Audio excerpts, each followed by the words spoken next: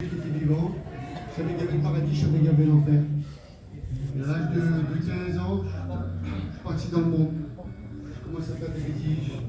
Je m'amusais à. Comme ça, je peux vous dire. Je m'amusais à Cora, c'était un jeu pour moi. Après, j'en ai fait mon métier. Et ça m'a été vraiment mon métier, je me concentrais que sur ça. Et j'étais rentré dans un contexte que si quelqu'un me parlait mal, il fallait que je me batte avec. C'était comme ça, je ne pouvais pas régler la parole. Si quelqu'un parlait mal à mon ami, c'était moi, il fallait que je me batte. Si quelqu'un avait un problème de ma famille, c'est moi qu'il fallait gagner. C'était comme ça. Et j'étais vraiment un garçon, il m'a vraiment roulé. Et j'ai fondé un foyer, tout allait bien. Et à l'âge de 21 ans, le Seigneur m'a donné un petit perso, tout allait bien. Tout allait bien. Le commerce, ça allait. Je savais qu'il y avait Dieu toujours parce que ma mère, elle s'est baptisée, elle était chrétienne. Elle est toujours chrétienne. Et un soir, c'était le 27 novembre, comme ce soir, ça fait 9 ans. Et j'ai mangé chez mes parents avec ma compagne et je suis rentré chez moi sur les Brigadons. Donc je suis rentré chez moi sur les Brigadons avec mon petit. Et ma compagne, je suis rentré chez moi dans mon camping. On m'a dit, tu t'as oublié le sac du petit. Donc, j'étais chaud dehors pour je me protège. Je vais pour ouvrir l'auto pour chercher le sac du petit. Là, je vois une voiture arriver. Et quand je vois cette voiture-là, je me dis que c'est des amis qui viennent me voir. Et quand je tourne la tête, je vois 3 personnes qui aboulaient le pain. Et quand je veux, pour m'enfuir, la personne était. Le carreau derrière était ouvert, un coup de fusil de chasse. Quand on peut prendre les coups de fusil de chasse, je commence à faire le tour de la voiture, je trouve le portail, je tombe par terre. Quand je me tourne, je vois la personne à descendre de la voiture, elle marche vers moi. J'ai levé la tête au ciel, j'ai dit Seigneur, et j'ai baissé la tête. La personne, elle est revenue, m'a foutu un deuxième coup de fusil de chasse. La personne, elle est partie, la campagne, elle est sortie, c'est une catastrophe. Avec mon petit trou droit dans les mains. Et quand j'ai dit à ma compagne, moi le portail, je vais me foutre de l'auto. Et je suis obligé de vous dire, avec le respect que je vous dois, quand je recule en arrière, ma jambe est restée.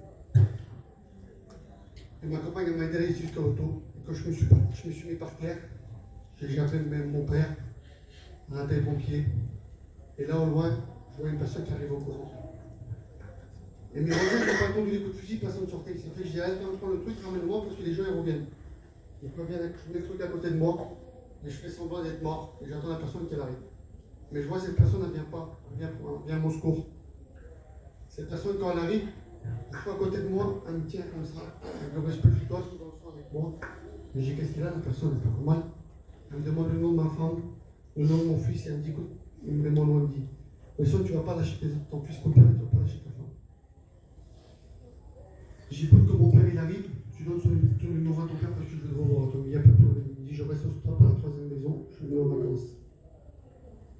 Quand mon père il arrive, je prends la tête, ce monsieur n'est plus là. Et ma compagne dit où monsieur je me dis il n'est plus là, je ne sais pas où. Ce monsieur, je ne l'ai plus jamais revu. Je rentre dans le camion des pompiers, je lui dis excusez-moi, je suis là. J'arrive à l'hôpital, je tombe dans le coma, je fais 14 jours de coma. Quand je fais 14 jours de coma, quand je me réveille, la première fois que je me réveille, avec le respect que je vous dois, je suis dans le lit. Et là, je vois que j'ai plus de jambes. Je vois que le drap, il est tout droit. Je dis, Seigneur, c'est pas possible. Qu'est-ce qui m'arrive? J'ai mon fils, c'est incroyable, Seigneur, c'est pas possible. Vous savez, dit, c'est un cœur de pierre, il était plus dur que de la pierre, mon cœur. Ça a duré 7 ans comme ça, les angoisses. Je suis sorti de l'hôpital.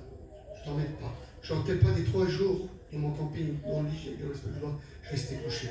Je pensais qu'il y a une chose à me venger. À côté de moi, j'avais toujours une arme chargée. J'avais des pensées, j'ai dit mon arme ne marche plus, j'étais obligé d'aller dans le terrain pour essayer de l'arme. Ça marchait toujours si tu avais l'utilisé en cas d'urgence. Et dès que je m'en allais, il fallait que je prenne une arme sur moi. Vous savez, une arme, ça fait 700 grammes, 800 grammes.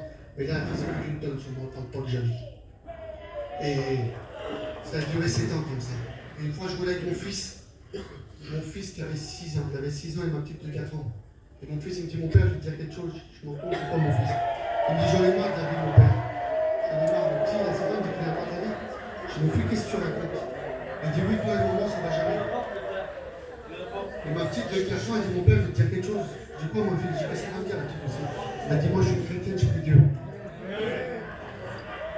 Et je suis rentré chez moi, je savais qu'il y avait un Dieu vivant. Et je disais, Seigneur, comment je le fais? Je ne peux pas rendre mes enfants malheureux. Pour une personne, je prends mes enfants malheureux. Pour une personne, je vais louper le ciel alors. Et un jour, un serviteur de Dieu est venu chez moi. C'est pour ça que je dis toujours dans mon témoignage, priez pour les syndicats. Parce que quand ils viennent, c'est le Seigneur qui les envoie. Et là, c'était au mois de décembre, le serviteur de Dieu me dit, tu sais, messieurs, tout est possible à Dieu. Je dis oui, mais que ce que je vis moi, toi, tu ne vis pas. Il me dit, c'est vrai, mais je te dis, tout est possible à Dieu. Et le serviteur, il paraît, je pleure comme ça, comme un enfant. Quelques temps après, je vais à la réunion, je me lève et je dis dans ma tête, Seigneur, alors si c'est possible à toi, comme il a dit ton serviteur, ben, je veux que tu m'aides. Et moi, je fais rien. Et j'y vois, j'ai rien senti. Je suis rentré chez moi, au bout de 3 jours, je me suis réveillé, je pleurais comme ça. Je pleurais comme ça, mais je comprenais pas. Je comprenais pas. Et il y a l'amour qui est rentré dans mon cœur. Je sais ce qui se passe, qu'est-ce que j'ai. Le Seigneur me mettait l'amour pour lui. Et puis j'ai compris que j'avais le pardon. Et ensuite, j'ai eu le désir, le feu de me baptiser. Et quand je suis arrivé à mon baptême, il y avait toute ma famille. Mon père il est converti, mes frères, mes cousins sont convertis. Tous mes amis ils étaient là. Et je rentre dans la petite chambre, je me mets à prier. Et je vais dire que j'étais un garçon assez agité, que j'avais un travail qui était par la gloire de Dieu. Le Seigneur me dit non, tu vas parler de ton pardon. Et vous savez, quand vous avez une famille en face de vous, c'est un converti, t'as ton père, et de dire que t'as le pardon pour une personne, c'est très difficile. Et je suis arrivé et j'ai témoigné de la puissance de Dieu. Il m'a donné un pardon dans mon cœur. Vous savez, j'avais toujours une âme, comme je dis. Il y a très peu de temps, il y a eu du bruit dans mon terrain. Je me suis réveillé et j'ai regardé, il n'y avait rien. Et le Saint-Esprit m'a saisi. Il m'a dit, regarde, tu avais toujours une âme. Aujourd'hui, tu as la vie. Vous savez, comme je dis, le diable, c'est le père du mensonge, mais c'est très bien calculé aussi. Et le 27 novembre, ça fait 9 ans, le 27 novembre l'année dernière, il est venu, il a détruit mon foyer. Ça fait un an que je suis divorcé. Et aujourd'hui, j'ai une foi. Je m'attends à prendre mes yeux Dieu. Gloire à Dieu. Que Dieu vous bénisse. Gloire à Dieu. Quoi que vous avez dans la vie, demandez au Seigneur et Dieu peut vous. Gloire à Dieu.